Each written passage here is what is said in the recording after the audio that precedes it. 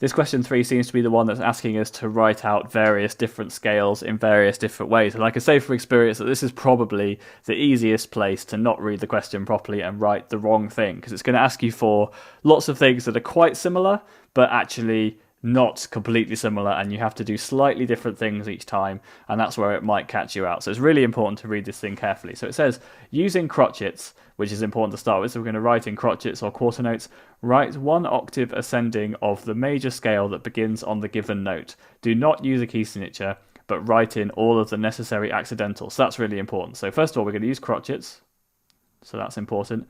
We're going to write for one octave ascending, so we're only going in one direction, which is up, of the major scale that begins on the given note. That's also very important. Given note.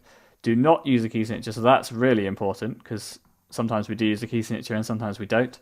And so it says write in all the necessary accidentals. So instead of writing in the key signature, we're going to change the notes that we need to on the way along. So, okay, so here's our first note. It's an F, because it's treble clef, so it's the bottom space in the treble clef.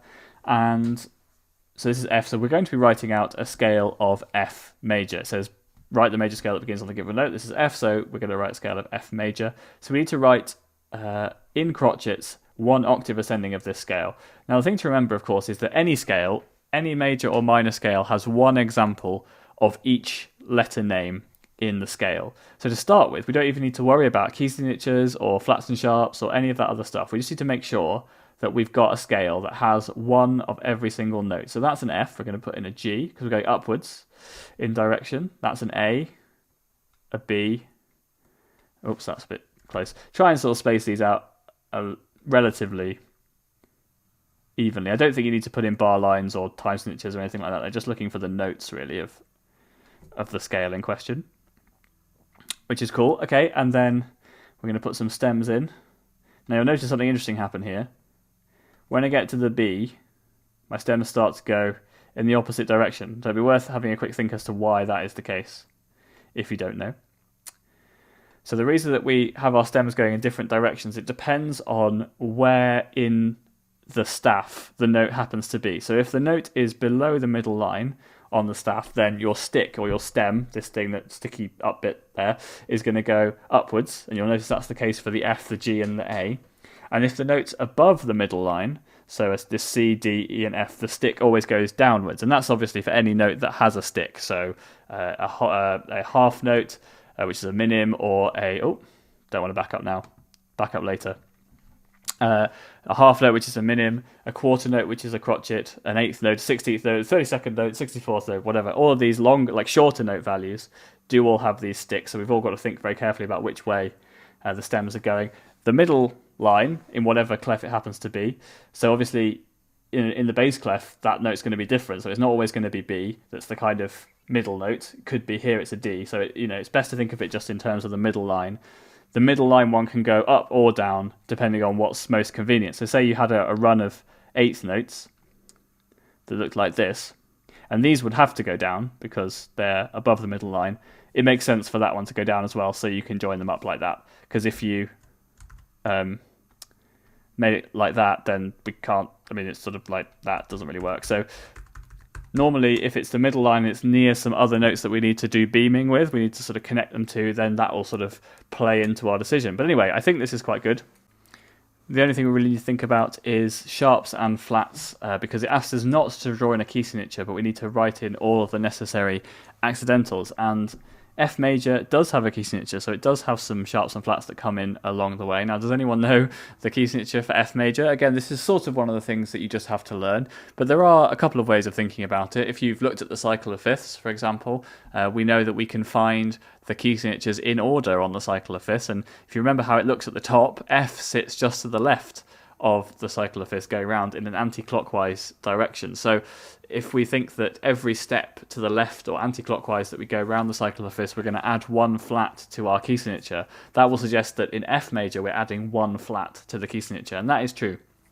And the order of the flats goes, burning everything around diesel generally causes fire, which is B flat, E flat, A flat, D flat, G flat, C flat, and F flat. Now, fortunately, in this case, we only need to get into one flat, and that is B flat. So we're going to need to add that in, not at the beginning as a key signature, because it told us not to do that, but to add it in here before the B there, just so that it gives us the correct set of notes that we need for the scale of F major. Now, I'm pretty happy with that. That looks pretty good to me. We've done everything we needed to do. We've used crotchets.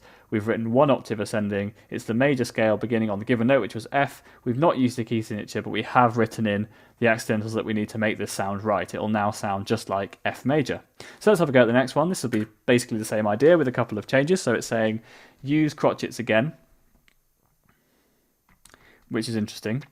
And then it's saying write one octave descending of the major scale that begins on the given note. Do not use a key signature, but write in all the necessary accidentals. Okay, so there's a few different things here. We're saying we're writing one octave descending, so we're going down instead of up, of the major scale again, that begins on the given note.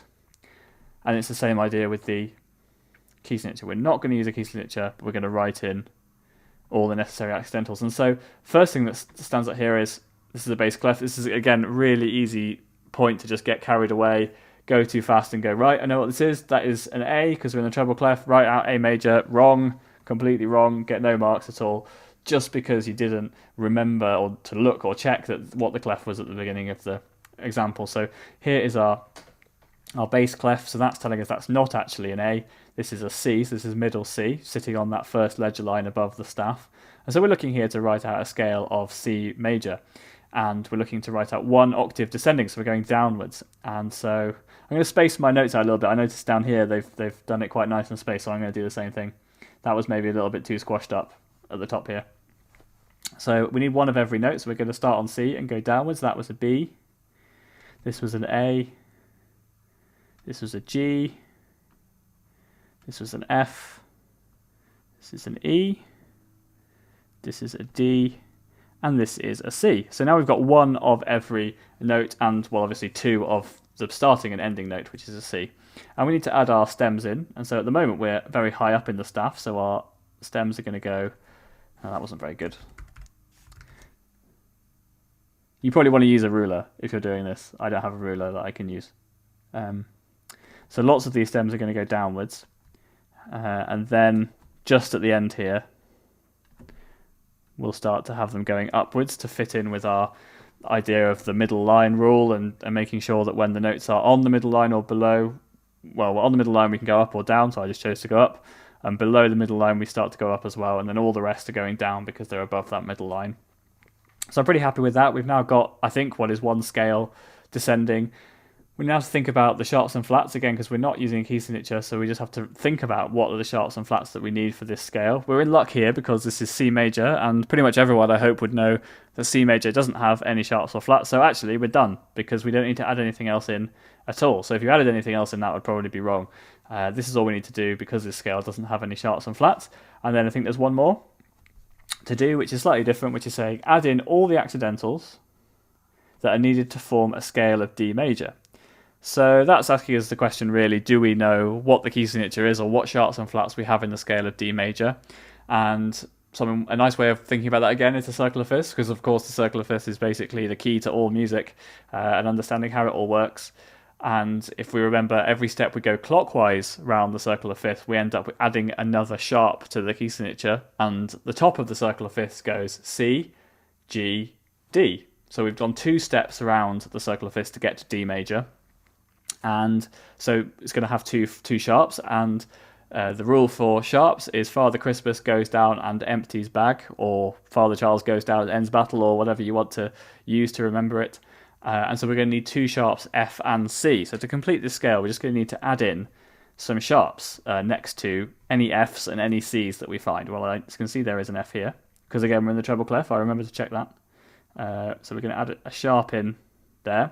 And with the sharps, again, a bit like with the flats, we try and sort of just get them next to the note, before the note, and make sure the little box of the sharp goes in the space of the note we're trying to do. And it's the same here because we're on a space. If it's a line, so with the line here going through the middle of my B flat, I was trying to get the B, didn't do it very well, but I was trying to get the B so that the space in the middle of the B is sort of cut through by the line. So the line cuts through that space in the middle of the flat sign. And the same is true here. We're going to try and get that right in the space. That was quite good for our C sharp. And we always put the flats and sharps before the note, because if we put them after, it's a bit like digging a hole in the road and putting a sign after the hole that says caution, hole in the road, because by the time you see that sign, you've already fallen in the hole. So always put it before, try and get it lined up in the right place so it corresponds with the note that we're trying to tell you about. So that's the end of question 3. Almost there now. I'll see you in question 4.